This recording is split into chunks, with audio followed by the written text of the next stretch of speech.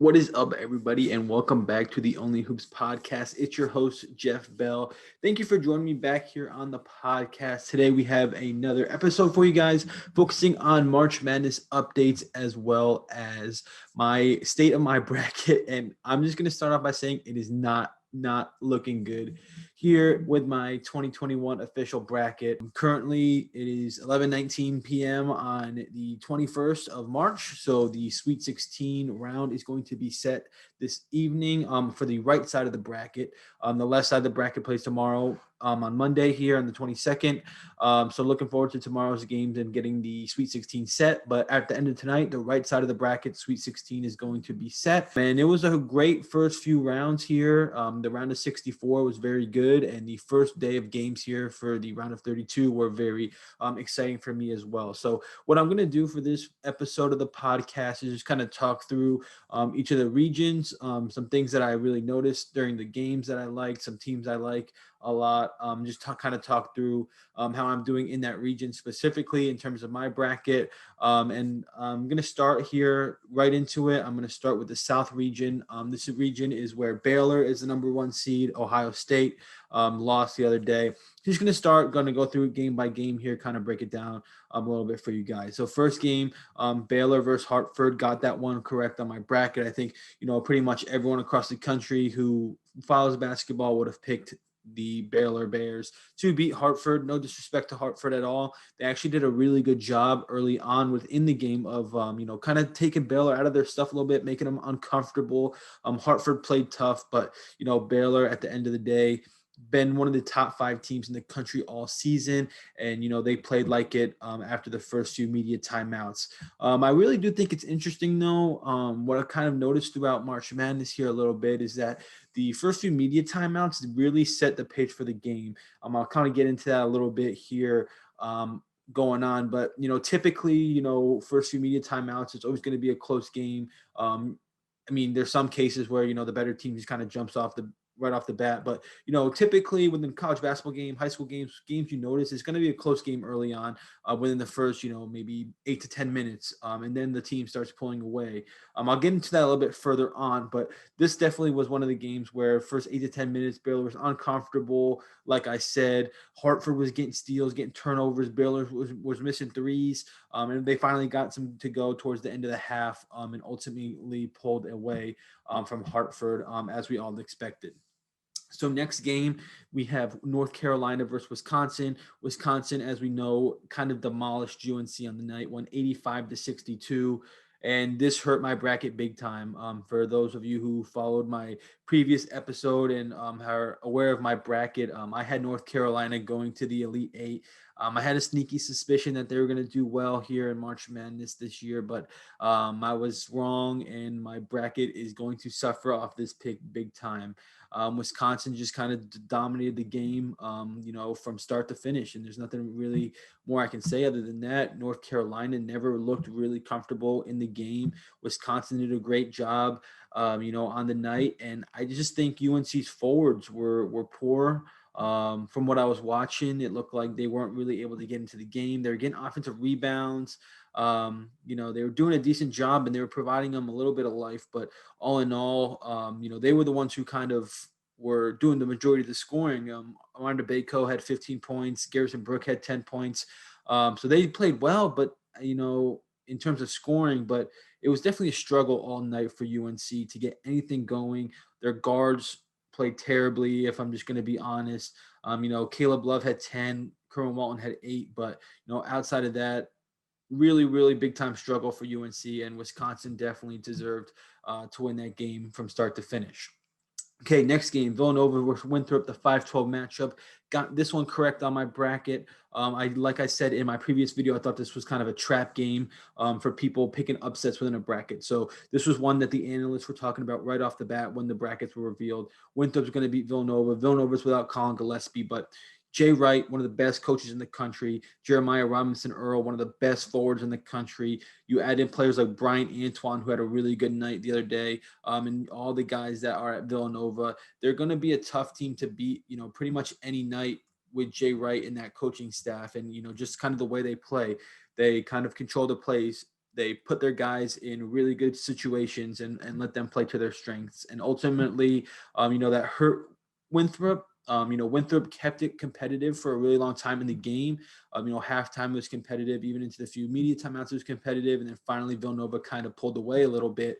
But I think the key to that game, like I said, Jeremiah Robinson Earl, 22 points, 11 rebounds, really played like one of the dominant forces on college basketball that he is. Justin Moore, 15 points. Jermaine Samuel, 11 points. They had some big guys step up in big places. Then you look at Winthrop, their leading best player, Chandler Vaudrin, only 9 points on the night. So Villanova did a really good job taking him away as well. And I think that's the one main thing that, mid-majors kind of struggle with against teams like Villanova and any other kind of mid-major team you see. Villanova has the athleticism, has the guys who are big enough, strong enough to guard Chandler Vaudrin, where in his league, he's a dominant player because there's, no one really like him and he's unique. But Villanova has guys, bigger, stronger, faster, used to, guarding guys, at the level of, Big East caliber. So I think that really hurt Winthrop on the night. And ultimately, like I said, Villanova pulled away with that one. Really good game. Really enjoyed watching that one. Okay, so next one, Purdue versus North Texas. Now, this was an upstate, and this was a game I really did not watch. So I still really don't know, much about either of these two teams. Even tonight, Villanova, North Texas, that wasn't a really game I watched at all. So, North Texas, I watched the end of it. It looked like a really tough team.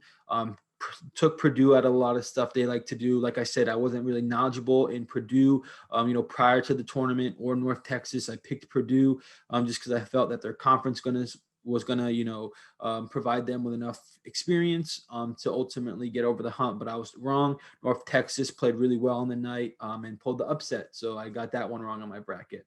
Okay, next one, Texas Tech and Utah State. Looking at my bracket, Texas Tech, correct. Texas Tech, really tough team, out of the Big 12.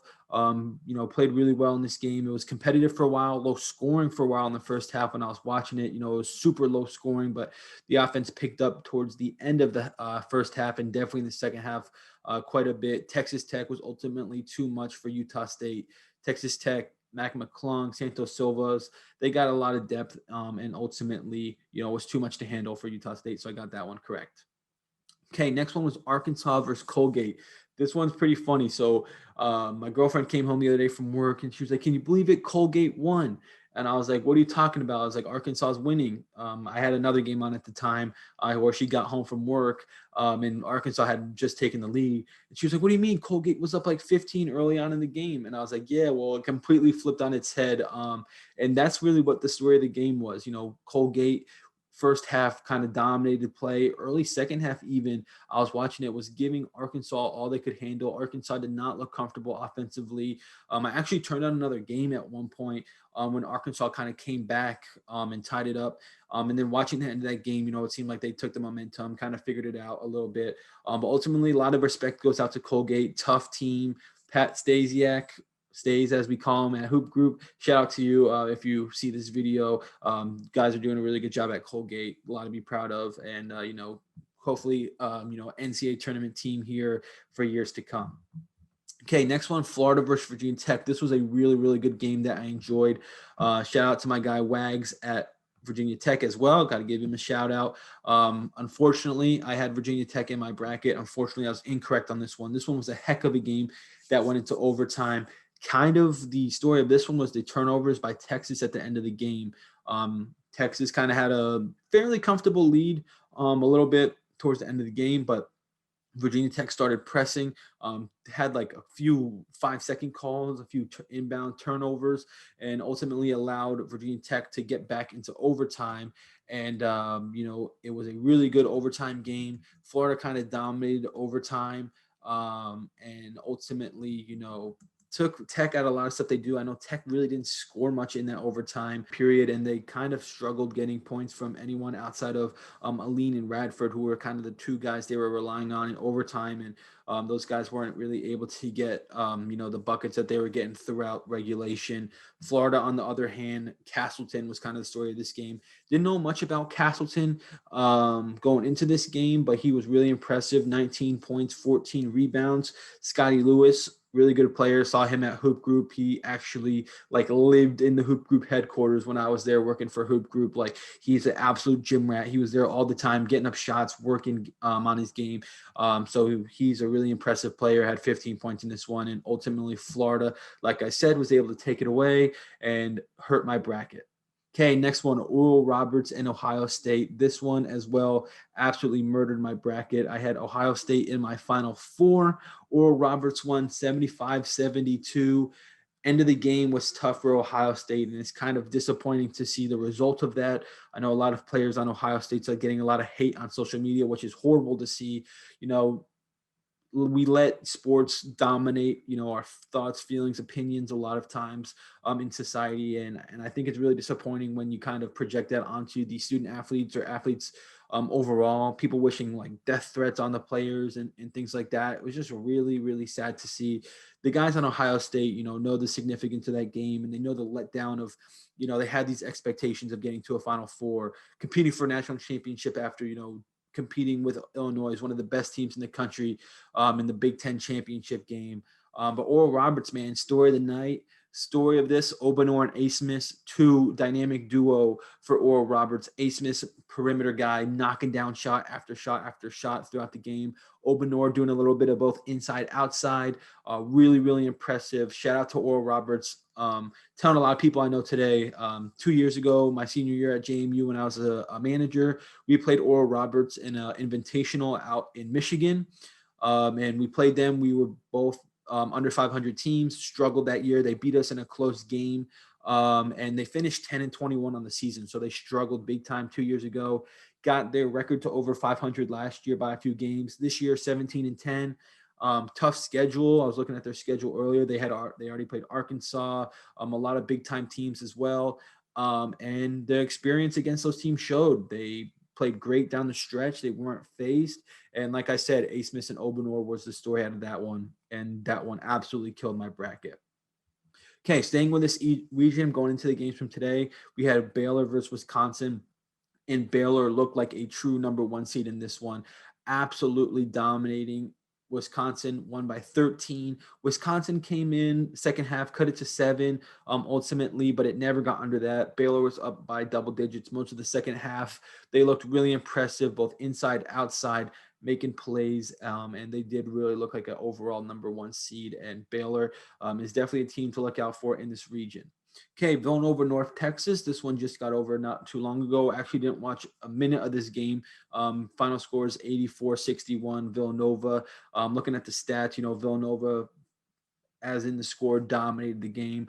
And Villanova catching their stride without Colin Gillespie. Got guys stepping up. Like I said, Jay Wright's putting guys in their strengths. That's what he does as a coach, and it's really impressive to see. And I think Baylor versus Villanova is going to be an interesting game. Yes, Villanova's without Colin Gillespie, but we'll see what Villanova's got going on in their game plan, see how they play it. And I think that's really going to be a good Elite Eight game, and I'm really looking forward to that matchup. Okay, next one, Arkansas, Texas Tech. Caught the end of this one earlier on today. Arkansas struggled against Colgate, like I mentioned previously, but today against Texas Tech put forth a really good effort and a really impressive win. And Coach Musselman, after the game, was extremely excited about the win. Like he said, Texas Tech is a team that is well coached. Chris Beard does a great job. They have a lot of tough guys, and he said he matched their toughness, which was one of the things that he liked to see the most. Moses Moody for Arkansas, 15 points on the night. Devontae Davis for Arkansas, 15 points on the night. Justin Smith, 20 points on the night. And Jalen Tate, 10 points on the night. So they had 4 guys in double figures, 3 of them over 15 points. When you get that kind of scoring out of 3 different guys, it's going to be tough to beat. And if they can keep doing that throughout the tournament, it's definitely going to be tough, especially, playing Oral Roberts in the next round. If they get that many guys over double digits against Oral Roberts, they will definitely struggle. But I am looking forward to this rematch between Arkansas and Oral Roberts because they played earlier on in the season, and Arkansas won by 9 at home. So Oral Roberts has experience playing them, have seen them before, know what to expect. Same with Arkansas. I think this one's going to be a battle. Ultimately, I think Arkansas will still win this matchup, but I am really intrigued. I think Oral Roberts, has what it takes. And I actually kind of hope they pull the upset. I love, obviously, Cinderella story, as a lot of us do. I think this Oral Roberts team plays the right way. They're an exciting group to watch. So that's a game that I'm going to look forward to. Okay, going down into the Midwest region, we are going to start off with the round of 64 games, talk through those a little bit, and then go through the round of 32 games as well. So first, starting with Illinois versus Drexel, this was one that I said I thought was going to be ugly, and it was. 78-49 was the final score, Illinois over Drexel. Obviously, no disrespect to Drexel. Like I said in the last video, Drexel was doing a really good job. Coach Spiker there doing a great job there and getting their guys, playing hard, playing the right way. And they had a difficult season this year, actually winning more games at James Madison University. So they played the conference tournament at JMU, played JMU during the regular season. They played more games and won more games at JMU than they played in their home arena all season. So crazy season for them due to COVID. Was road warriors, and they were tough on the season and won the CA championship. But Illinois, way too much for them to handle. Kofi Coburn dominated the game. Ayo Dosunmu dominated the game. Andre Curbelo looked great as well. Illinois, really good team, and showed it against Drexel. Okay, Loyola Chicago versus Georgia Tech. I thought this was one Georgia Tech was going to pull out, even though they were without their best player. I thought, coming off their ACC tournament run, they were going to have the momentum. Loyola Chicago, man, doing it again. Coach Porter Moser doing an excellent job at Loyola Chicago. He is definitely going to get a high major gig here sooner or later. My dad called me this morning, and he said, if I'm the University of Indiana, I'm hiring Porter Moser the day after the NCAA tournament is over. That's how high of a level he's at right now. Guys playing amazing. Looking at that game, in their first round matchup against Georgia Tech, Loyola had a lot of contributions out of many different players here. So looking at the stats a little bit more in depth, we had Cameron Krutwig had 10 points, 5 rebounds. Okay, Krutwig, one of the better forwards in the country. I would say he's their best player. I think anyone would agree that. I think he won Conference Player of the Year this year. 10 points, 5 boards. So on his standards, not a great night, but they had a lot of guys step up. Guard Braden Norris, 16 points, 8 assists, big night out of him. Actually played against him at JMU as well in that same invitational out in Michigan. He was at University of Oakland as a freshman, transferred to Loyola Chicago. Great to see him doing really well. He's a really tough kid, hard-nosed player, plays the right way as well. So 16 points out of him against Georgia Tech. Lucas Williamson, the other member of the Final Four team a few years back for Loyola Chicago, 21 points on the night, 6 rebounds, and Keith Clemens, 12 points. So they had 4 guys in double figures again. Like I said, kind of anytime you get that kind of balanced scoring, it's going to be tough to beat. And ultimately, it was for Georgia Tech. So Loyola Chicago moving on to the round of 32 yet again. And I'll talk a little bit about their matchup from the round of 32 here in a little bit. Next one, Tennessee versus Oregon. This was another game I did not really watch going on. Kind of had some games I was watching, from some people that I know, things like that. So this was one I actually didn't watch, but Oregon State staying hot, matching up against Oklahoma State tonight. That game's actually going on right now. Oregon State's up 7 with 12 minutes left. So really excited to see the end of this game. Had a 14-point lead at halftime. Oklahoma State's coming on a run here in around 32. But ultimately, kind of like I said, not a game I watched, but beat Tennessee by 14, was kind of up on them most of the game from what I was following. Okay, next one. Oh, going back to my bracket. So I was correct on Illinois over Drexel, incorrect on Loyola Chicago beating Georgia Tech, incorrect on Tennessee over Oregon. Okay, so next one, Oklahoma State versus Liberty. I was correct on this one. So Oklahoma State had 69-60 win over Liberty. Liberty, good team out of the Atlantic Sun. Really competitive program. Watched a lot of film on them last year because they played a lot of opponents we played. Really tough team, and they play the right way. Gave Oklahoma State all they could handle. Oklahoma State obviously coming out with a win and was too much for them. Cade Cunningham among the other guys at Oklahoma State getting it done. And I correctly picked this one on my bracket. Next game, San Diego State versus Syracuse. This one killed my bracket tremendously. I thought San Diego State was going to make a run. Looking at the stats, on some of the things of previous, NCAA tournament champions and teams who make it far into the NCAA tournament. They're top 20 offensive and defensive teams, and San Diego State fit that mold. So I thought that San Diego State was going to make that run and beat Syracuse. I said in my previous video, Syracuse zone might have gave them a lot of trouble, and it really did for much of that game. San Diego State did not look comfortable within the zone. Syracuse was lighting it up. Buddy Boeheim was unconscious from the field. Kind of the story out of that one. His play was really, really impressive. And Syracuse gets it done. Jim Boeheim sneaks into the tournament at large bid. It's like a guarantee to the Sweet 16. Saw someone tweet that out, the other day after the selection show. The annual Jim Boeheim getting into March Madness and pencil in the Sweet 16 run. So Syracuse beat San Diego State. Incorrect. Kills my bracket here in the long run. Okay, West Virginia versus Morehead State. Morehead State gave them a tough time in the first half, but ultimately, West Virginia was able to beat Morehead State. Miles McBride, I love Miles McBride and the way he plays. Only a sophomore, such a good scorer, such a good player all around, defensively, hustle. Like I said, already scoring, but his playmaking ability for others as well. Got McNeil, who's shooting the ball at the high level.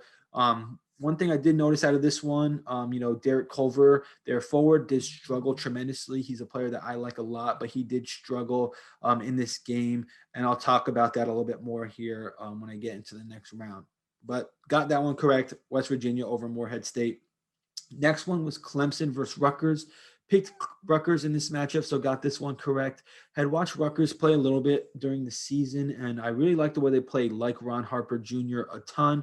And I picked Rutgers correctly. And I'm really excited to see them, progress. Team that hasn't been in March Madness for a long time. And it's a team that I'm just, kind of glad it's getting back in the right direction. When I was a little bit younger, Rutgers was a solid program, guys like Quincy Doobie, things like that. Being from New York, they were a team, that was kind of talked about a lot, and a team that fell off quite a bit for some time, but they're back. No disrespect to Rutgers, but me and my family members always kind of talk about, how they struggle a lot in many of their different sports, football, things like that. They've been struggling at Rutgers for a while but Rutgers is on the come up here, especially on the basketball side, and it is really good to see and really like the way they play. And I'll talk a little bit more about that here in the next round. So going back up to the top, we had Illinois versus Loyola Chicago. Really great game today, and Loyola Chicago pulled the upset, and the Cinderella run is alive and well again. Loyola Chicago, Porter Moser play a great style of basketball. Illinois could not guard Loyola Chicago on offense. Krutwig was back tonight. We talked about it a little bit earlier, saying that he struggled in his first round games, in terms of his contributions. But, tonight he was a dominant player, 19 points, 12 rebounds, 5 assists, absolutely just controlled the game, was the best player on the court tonight, in my opinion. And he was super impressive. Other guys for Loyola Chicago who stepped up, Lucas Williamson again, 14 points. Marquise Kennedy, 14 points on the night. Illinois, we had Kofi Coburn with 21 points, 9 rebounds. Adam Miller, 10 points.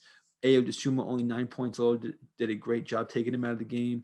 Andre Cabello, 9 points, 7 assists. He played well, hustled, and did things like that. But ultimately, Loyola Chicago got it done on both ends of the floor and pulled the tremendous upset and are back into the Sweet 16. Okay, so the next game is Oregon State and Oklahoma State. That's going on right now. There's still 11 minutes left in the second half, so probably won't finish by the time this one ends. But currently, Oregon State has a 4-point lead over Oklahoma State. And Oregon State is just continuing their hot play, following this game a little bit, 14-point lead at half. Oklahoma State's cutting it back here. Cade Cunningham and those guys at Oklahoma State are really playing hard, getting back into the game. And it's going to be a really good finish here. So excited to see this finish. So Loyola Chicago will play the winner of this one. If Oregon State pulls it out, I like Loyola Chicago a lot in the next round to progress to the Elite Eight. If it's Oklahoma State, Loyola Chicago is going to have a tough time, but I think the athleticism of Oklahoma State might give Loyola Chicago a tough time. But Porter Moser and his guys are playing at a high level. And like I said, Illinois couldn't guard them today.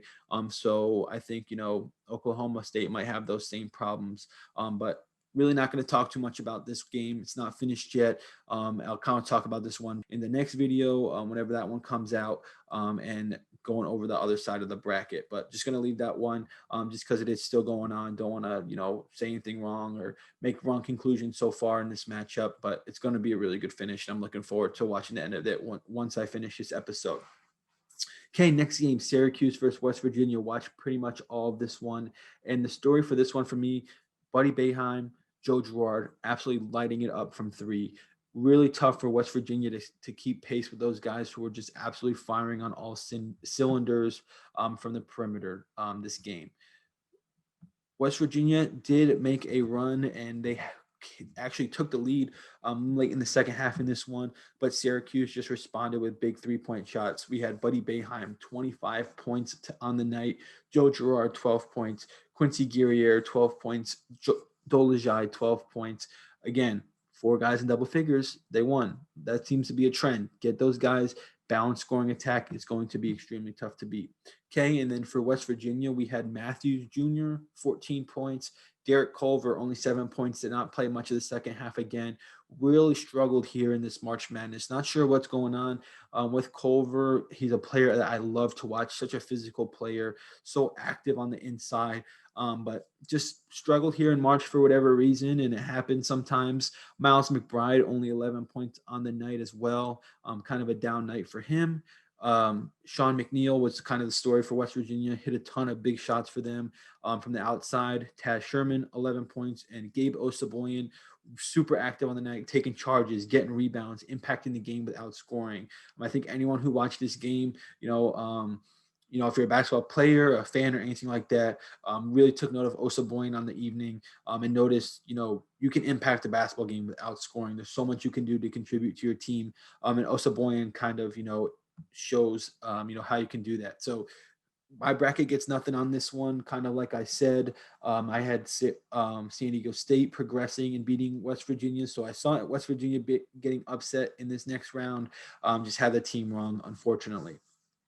So the next game, the last one I'm talking about on this episode, is Houston versus Rutgers. Another fantastic game. Rutgers blowing a 10-point lead late. Houston fighting back, man. Rutgers was tough the whole game, but Houston did not quit. Had that huge put back and one at the end of the game to take the lead, go up by 3 points. Rutgers got a decent look at the end of the game from Hartford Jr. that just couldn't fall, and ultimately Houston survives in advance. So going into the next round, really looking forward between the Houston and Syracuse matchup. Going to see if the zone continues to give teams fits as it has so far here in this tournament. Like I said, West Virginia struggled against it a little bit tonight. San Diego State struggled with it in the first game. So let's see if Houston can have the perimeter scoring to beat Syracuse. If Houston struggles from the perimeter and Buddy Boeheim can keep up his hot streak here in this tournament, watch out for Syracuse to progress the next round. I think this is going to be a really good matchup. Kind of touched on the Loyola Chicago Oklahoma State game. I have Oklahoma State winning in my bracket over Oregon State. If Oklahoma State matches up with Loyola Chicago, I think, again, that one's going to be a good one. I'm actually going to favor Loyola Chicago to be either two of those teams coming out of that game. So that's kind of conclude this video. Like I said, this is just a quick update video, kind of my thoughts, reactions on some of the things I noticed so far. Really impressed with Oral Roberts, hoping that they can, be competitive here with Arkansas moving forward. And then some of the other teams, Syracuse, been really impressed. Loyola Chicago, really impressive as well. One thing I kind of want to touch up upon before I get off on this episode is just, watching this March Madness and hearing all the different backstories from all these different players and things like that. It's really super impressive to see the backgrounds of a lot of these guys. A lot of these players were junior college players, transfers. I think Jason Preston, I didn't cover him in this video, but it's a perfect example. Only averaged 2 points a game, as a high school senior, worked his butt off, got to Ohio, and is now, producing on one of the highest levels. Same goes with Oral Roberts, with Ace Smith and Obanor. And this can go on with any teams. Guys on Baylor, they have a ton of junior college kids who were overlooked coming out of high school. I think it's really cool to see all these stories. And I think, basketball is kind of changing in a way. You look at the NBA, guys like Damian Lillard, CJ McCollum, among others, coming from these smaller schools. I know San Diego State's a top school now, but Kawhi Leonard's another example. These, blue blood teams, Duke, Kentucky, North Carolina, teams like this are starting to struggle, and it's actually kind of cool seeing basketball, kind of going away from that one and done era. And I don't think there's anything wrong with the one and done era by any means, but I do like to see, experienced guys who are hungry. I'm not saying those guys at blue blood schools aren't hungry, but these guys coming from lower levels kind of have a more of a chip on their shoulder. A lot of those higher level guys are given a lot more, than the guys at lower levels, JUCO transfers, things like that. And you can kind of see it within their games. They play hungry. They're not afraid of anyone. I'm going to shout out my high school coach, Terry Feely, right here. He always had a great, quote. He always said, respect everybody, fear nobody. And I think that the junior college transfers you see on a lot of these teams, and these players with these, backstories, they don't fear anyone. They're not afraid of the big moment. They're not afraid to make a play, and the coaches do the greatest job they can to put those guys in a scenario. And ultimately, those guys and those programs are, doing the right thing and winning games here in March. And it's great to see. Really enjoyed this March Madness so far. My bracket is horrible, and I don't really care. I've really enjoyed all these games. I think it's been one of my favorite March Madnesses to watch in general, so far up to this point. And like I said, I really enjoy the state of college basketball and kind of where basketball is as a whole right now.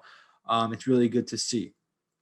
That's going to conclude this one. I know it's a lot shorter than some of the other ones. Just wanted to update and talk about, this right side of the bracket. Going to come out with the next video going over the other side of the bracket after it's finished. And then we'll have all of our Sweet 16 matchups, give a little bit of Sweet 16 predictions, kind of, try to redo my bracket in a sense and see if I can, get the, next few rounds right.